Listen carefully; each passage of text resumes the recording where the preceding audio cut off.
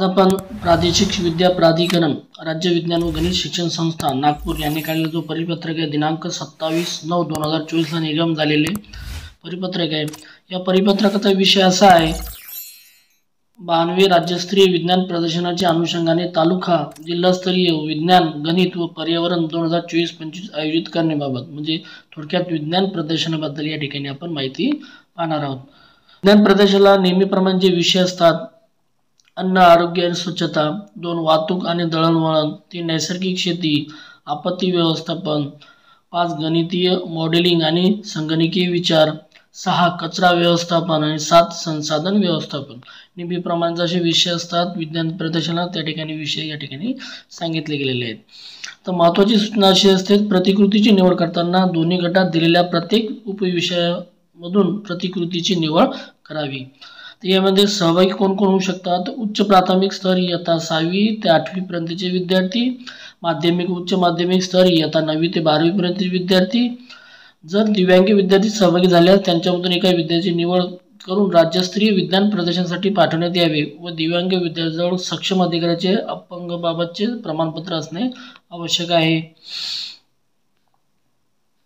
विज्ञान प्रदर्शनात सहभाग घेणाऱ्या शाळांच्या मुख्याध्यापकांनी यापूर्वीच्या विज्ञान प्रदर्शनात सहभागी झालेले वैज्ञानिक प्रकल्प प्रदर्शनाच्या वस्तूचे पुन्हा यावर्षी विज्ञान प्रदर्शनात सादरीकरण व पुनरावृत्ती होणार नाही। तसेच इन्स्पायर अवॉर्ड प्रदर्शनात सहभाग घेतलेले विज्ञान प्रकल्प वैज्ञानिक प्रतिकृती तालुकास्तरीय जिल्हास्तरीय विज्ञान प्रदर्शनात पुन्हा मांडले जाणार नाहीत। त्याचप्रमाणे बाजारातून रेडीमेड साहित्य विकत घेऊन विज्ञान प्रदर्शनात सादर करण्यात येणार नाही याची दक्षता घ्यावी। व्याप्ती कशी असणार आहे तर विज्ञान प्रदर्शनात राज्यातील सर्व मान्यताप्राप्त शाळा सहभागी होतील। मान्यताप्राप्त शाळा म्हणजे 1 शासकीय, 2 माजी शासकीय जिल्हा परिषद, महानगरपालिका, नगरपालिका, नगर परिषदेची शाळा, खाजगी अनुदानित शाळा, विनाअनुदानित, कायम विनाअनुदानित, शासनमान्य शाळा, मिशनरी शाळा, आश्रम शाळा इत्यादी प्रकारच्या शाळा होय। प्रत्येक शाळेतून वरीलपैकी एका गटात एक वैज्ञानिक प्रकल्पासह फक्त एकच विद्यार्थी सहभाग घेऊ शकेल। आता या ठिकाणी प्रदर्शनाचा कालावधी दिलेला आहे, हे महत्त्वाचं आपल्या सर्वांसाठी। प्रदर्शनाचा कालावधी राष्ट्रीय स्तरावरील विज्ञान प्रदर्शनाच्या आयोजनापूर्वी पूर्वतयारी म्हणजे तालुकास्तरीय, जिल्हास्तरीय आणि राज्यस्तरीय विज्ञान प्रदर्शन होय। आपल्या जिल्ह्यात पुढील कालावधीत प्रदर्शनाचे आयोजन करावे। विज्ञान प्रदर्शनाचा स्तर आहे तालुकास्तरीय विज्ञान प्रदर्शन तर दिनांक 11 नोव्हेंबर ते 10 डिसेंबर 2024च्या आतमध्ये, म्हणजे 10 डिसेंबरच्या आतमध्ये कोणत्याही परिस्थितीत हे तालुकास्तरीय विज्ञान प्रदर्शन व्हायला पाहिजे। नंतर जिल्हास्तरीय विज्ञान प्रदर्शन त्याची दिनांक आहे 10 डिसेंबर ते 5 जानेवारी।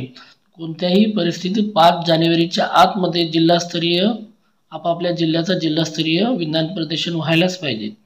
नंतर राज्यस्तरीय विज्ञान प्रदर्शन दिनांक संभाव्य कालावधी असतो 10 जानेवारी ते 30 जानेवारी 2025, म्हणजे 30 जानेवारीच्या आतमध्ये 30 जानेवारी 2025च्या आतमध्ये राज्यस्तरीय विज्ञान प्रदर्शन व्हायलाच पाहिजे। अशा प्रकारचे या ठिकाणी तारखा दिलेल्या आहेत। राज्यस्तरीय अध्यापक निर्मित शैक्षणिक साहित्य म्हणजे माध्यमिक शिक्षणाचे प्रदर्शन व स्पर्धा 2024-25। नंतर या राज्यस्तरीय अध्यापक निर्मित शैक्षणिक साहित्य प्राथमिक शिक्षकांचे म्हणजे माध्यमिक शिक्षकांचे आणि प्राथमिक शैक्षणिक साहित्य निर्मिती स्पर्धा देखील असते। त्या ठिकाणी त्यांचा नंबर देखील त्या ठिकाणी काढला जातो। नंतर प्राथमिक शिक्षक म्हणजे इयत्ता 1ली ते 8वी पर्यंत शिकवणारे शिक्षक, म्हणजे प्राथमिक शिक्षक म्हणजे कोणते? इयत्ता 1ली ते 8वी पर्यंत शिकवणारे शिक्षक। तर राज्यस्तरीय प्रयोगशाळा सहाय्यक परिचारक यांची प्रायोगिक साधनाचे प्रदर्शन व स्पर्धा 2024-25। या ठिकाणी निवड प्रक्रिया सांगितली बघा।